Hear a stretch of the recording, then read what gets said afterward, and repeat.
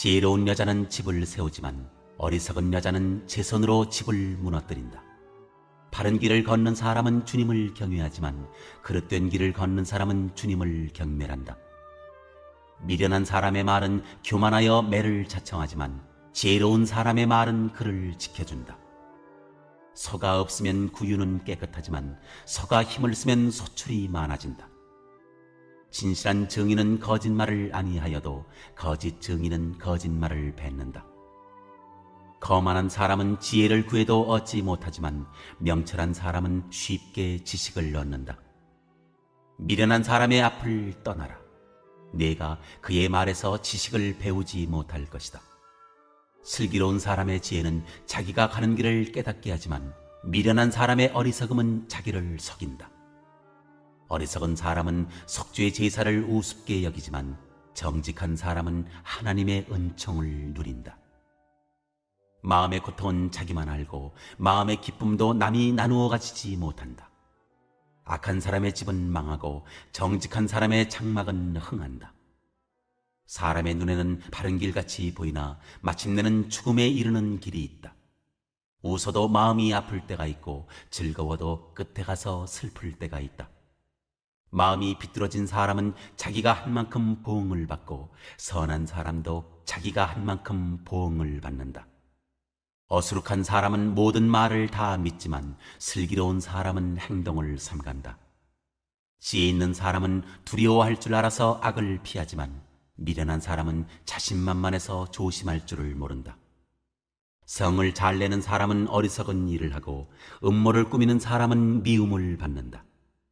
어수룩한 사람은 어수룩함을 유산으로 삼지만 슬기로운 사람은 지식을 멸류관으로 삼는다. 악인은 선한 사람 앞에 엎드리고 불의한 사람은 의인의 문 앞에 엎드린다. 지혜는 아름다운 집을 세우지만 미련함이 와서 그 집을 철저히 무너뜨린다. 정직한 삶은 하나님께 영광이 되고 타락한 삶은 하나님을 모욕한다. 경솔한 말은 비웃음을 사고 지혜로운 말은 존경을 부른다. 소가 없으면 소출도 없으니 힘센 황소가 쟁기를 끌어야 풍성한 수확이 있다. 진실한 증인은 거짓말을 하지 않지만 거짓 증인은 거짓말로 먹고 산다. 빈정거리는 자들은 여기저기 샅샅이 뒤져도 지혜를 찾지 못하지만 마음이 열린 이들은 문 앞에서 지혜를 발견한다. 미련한 자들의 무리에서 빨리 빠져나와라. 공연히 시간을 허비하고 입만 아프다. 지혜로운 이는 지혜 덕분에 인생이 순조롭지만 미련한 자는 미련함 때문에 궁지에 빠진다. 어리석은 자는 옳고 그름을 따지는 것을 우습게 여기지만 도덕적인 삶이야말로 은혜를 입은 삶이다. 어려움을 당한 친구들을 못 본 채 하는 자는 그들의 좋은 일을 축하하는 자리에서 따돌림을 당할 것이다. 악한 짓을 일삼는 삶은 허물어져가는 오두막이지만 거룩한 삶은 하늘로 우뚝 솟은 대성당을 쌓아 올린다. 괜찮아 보이는 생활 방식이라도 다시 들여다보면 지옥으로 직행하는 길이다. 잘 지내는 것처럼 보여도 그들의 모든 웃음은 결국 비탄으로 바뀐다. 비열한 자는 비열함을 돌려받고 은혜를 베푸는 자는 은혜를 돌려받는다. 어리숙한 사람은 듣는 말을 다 믿지만 신중한 사람은 무슨 말이든 면밀히 살피고 따져본다. 지혜로운 사람은 행동을 조심하고 악을 피하지만 어리석은 사람은 고집불통에 무모하기까지 하다.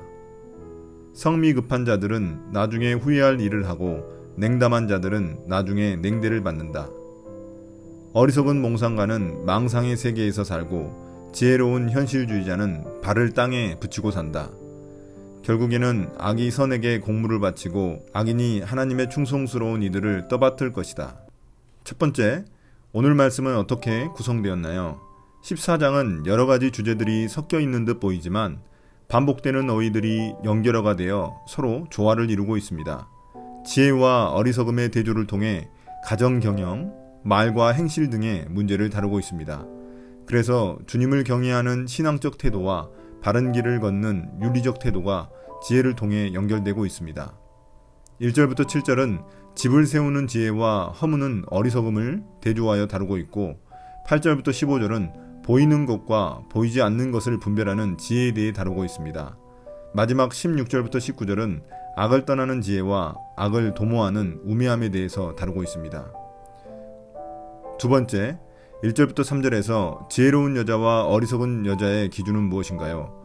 1절에서 지혜와 어리석음은 의인화되어 여인으로 등장하고 있습니다. 둘 다 집을 갖고 있는데 한쪽은 집을 세우고 한쪽은 집을 허물고 있습니다. 2절에서 이것이 구체화됩니다. 지혜로운 여자는 삶의 바른 길을 걷는 사람으로서 주님을 경외하는 자입니다. 반면 어리석은 여자는 삶의 그릇된 길을 걷는 사람으로서 주님을 경멸하는 자입니다. 이러한 그들의 삶은 3절의 말에서도 드러납니다. 말은 한 사람의 인격과 품위를 드러냅니다. 미련한 사람은 교만하여 함부로 말하고 부적절한 말을 하기에 결국 말이 자기를 치는 매가 되지만, 지혜로운 사람은 신중하고 적절한 말을 하기에 말이 스스로를 지켜주는 방패가 됩니다. 세 번째, 4절에서 갑자기 소 이야기가 등장한 이유는 무엇인가요? 농경사회에서 소는 노동력으로 생산성을 높여주어 주인을 풍요롭게 해줍니다. 소를 키울 때 집이 더러워질 수도 있지만 이 소로 인해 더 좋은 것들을 많이 얻을 수 있습니다. 여기서 소는 가축에 대한 제휴법으로서 부분을 통해 전체를 말해줍니다. 작은 불편을 감수하면 더 큰 이익을 얻을 수 있다는 말입니다. 이러한 경제적 이득은 1절에서 말하는 집을 세우는 데 있어 중요한 역할을 합니다. 지혜로운 사람은 집을 세우기 위해 일정한 대가를 감수할 수 있어야 함을 말해주고 있습니다. 네 번째, 5절부터 7절은 지혜로운 사람의 언어 생활을 무엇이라고 말하나요? 증인의 인격은 증언의 진실성과 매우 밀접한 연관성이 있습니다. 진실한 증인은 뇌물이나 위협에 굴복하지 않기 때문에 진실을 말하지만, 거짓 증인은 자기 이익에 따라 거짓말로 진실을 왜곡합니다. 6절부터 7절은 1절부터 5절까지의 결론 부분이라고 말할 수 있습니다. 거만한 사람은 지혜를 아무리 열심히 찾아도 얻기 어렵습니다. 왜냐하면 그는 남의 말을 잘 듣지 않고 하나님도 경외하지 않는 자이기 때문입니다. 반면 명철한 사람은 늘 훈계에 귀를 기울이고 주님을 경외하기 때문에 쉽게 지식을 얻습니다. 삶의 방향이 바뀌지 않는 교만한 자의 열심이 헛되다는 것을 우리에게 알려줍니다. 7절은 전체의 결론으로서 미련한 자의 입에서는 올바른 지식이 나올 수 없으니 그의 말을 듣는 것은 위험하니 가까이 하지 말라고 훈계하고 있습니다. 다섯 번째, 8절부터 10절에서 겉과 속을 분별하는 지혜란 무엇인가요? 슬기로운 사람은 지혜를 소유하고 있어 눈에 보이는 대로 살지 않고 삶의 큰 원리를 따라 살아갑니다. 그렇기 때문에 자신이 가는 길을 분별할 줄 압니다. 대조적으로 미련한 사람은 자신의 길을 신중하게 살피지 않기 때문에 결국 자기 스스로 속는 어리석음에 빠지게 됩니다. 그들의 이런 어리석음은 9절에서 구체화됩니다. 속죄 제사는 죄 짓는 것을 해소하는 방법인데 그들은 죄를 가볍게 여기기 때문에 속죄 제사도 드리지 않는 것입니다. 반면 정직한 사람은 죄의 무서움을 알기에 죄 짓는 일을 가볍게 여기지 않습니다. 그는 죄를 짓더라도 회개를 통해 다시 삶의 방향을 돌리는 자이기에 하나님의 은총을 누리게 됩니다. 10절에서 고통과 기쁨은 내면의 모든 감정을 대표하는 것으로서 사람의 기쁜 사정은 결국 자신밖에 알 수 없다는 것입니다. 남에게 겉으로 보이는 모습과 다를 수 있다는 말입니다. 오직 하나님만이 사람의 깊은 마음을 아시기에 겉으로 사람을 성급하게 판단하면 안 된다는 말입니다. 여섯 번째, 11절부터 13절에서 보이는 것과 보이지 않는 것을 분별하는 지혜란 무엇인가요? 11절은 1절과 연결되어 악한 사람의 집은 어리석은 여자의 집으로서 망하게 되고 정직한 사람의 장막은 지혜로운 여자의 집으로서 흥하게 된다고 말합니다. 여기서 흥하다는 말은 원래 싹이 돋아 잎이 피는 모습을 묘사하는 단어입니다. 이처럼 온 집안 식구들이 번성하는 모습을 보여줍니다. 12절 13절에서는 마침내와 끝에 가서라는 말을 통해 눈에 보이는 것과 실제 현실 사이에 차이가 있음을 보여줍니다. 12절은 길로 시작해서 길로 마치는데 이처럼 인생은 길을 걸어가는 것이며 마지막 종점에서 자신이 걸은 길의 성격과 내용이 평가될 것임을 우리에게 말해줍니다. 인간은 자기 앞의 길만 보고 걸어가지만 그 길 끝에 무엇이 있을지 예측할 수 없습니다. 오직 하나님만 그 길을 아시는데 인생에는 속이는 길이 있기 때문에 그것을 잘 분별해야만 한다는 것입니다. 13절은 10절과 유사한데 사람의 감정 표현만 보고는 사람의 실체를 다 알 수 없다는 것입니다. 그것을 분별할 줄 아는 지혜가 필요하다는 것을 우리에게 말해줍니다. 7번째, 14절 15절에서 말과 마음을 분별하는 지혜란 무엇인가요? 12절 13절에서 삶의 현실이 때로는 우리를 속일 때가 있지만 그럼에도 불구하고 14절은 보응의 확실성을 보여주고 있습니다.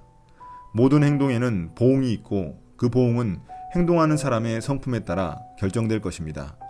마음이 삐뚤어진 사람은 심판의 보응이 있고 선한 사람은 충분한 상을 보응으로 받게 됩니다. 15절은 남의 말에 잘 속는 어수룩한 사람과 자신의 행동을 조심하며 살아가는 슬기로운 사람이 대조되고 있습니다. 어수룩한 사람은 어리석은 사람으로서 삶의 분별력이 없는 사람입니다. 반면 선한 사람은 자신의 행동을 신중하게 판단하며 살아가는 지혜로운 사람입니다. 8번째, 16절부터 19절에서 자신만만한 악인과 두려워할 줄 아는 의인의 차이는 무엇인가요? 우리는 일반적으로 지혜로운 사람이 자신만만하게 살며 미련한 사람이 두려움 가운데 산다고 생각할 수 있으나 잠언은 정반대의 모습을 보여줍니다. 16절에서 지혜로운 사람은 악의 위험함을 잘 알기에 매사에 조심스럽게 행동합니다. 반면 미련한 사람은 오히려 자신에 대한 과대평가로 인해 위험을 자초하게 됩니다. 17절에서는 미련한 사람의 구체적인 예를 제시해 줍니다. 쉽게 화내는 사람과 음모를 꾸미는 사람이 바로 그들입니다. 쉽게 화내는 사람이란 자기 감정을 컨트롤하지 못한 사람이고 음모를 꾸미는 사람이란 속마음을 감추고 남을 해치는 일을 하는 사람입니다. 둘 다 미련한 사람에 속합니다. 이로 인한 결과가 18절에 소개됩니다. 슬기로운 사람은 지식의 훈계를 받으며 삶의 위험을 피하고 승리 면류관을 얻으며 살아갑니다. 반면 어수룩한 사람, 즉 미련한 사람은 그의 어리석음을 유산으로 삼는데 이는 자손 대대로 패하는 길입니다. 그 이유를 19절에서 설명합니다.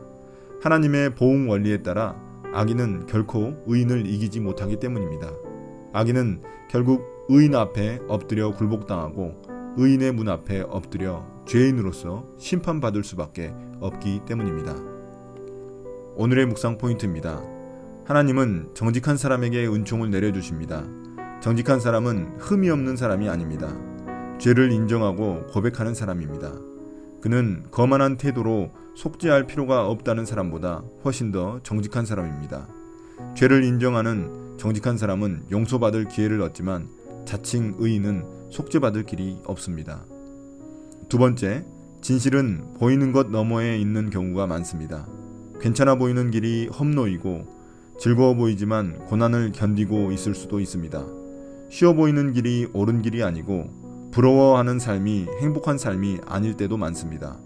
겉모습에 속지 말고 내면을 들여다보고 신중하게 판단하시기 바랍니다. 오늘 묵상을 마치겠습니다. 감사합니다.